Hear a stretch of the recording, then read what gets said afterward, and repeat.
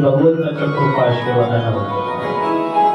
देवाच्या हातामध्ये एकदा सोपवलं, देवा तुम्हीच करते धरते, मी एक निमित्त कारण.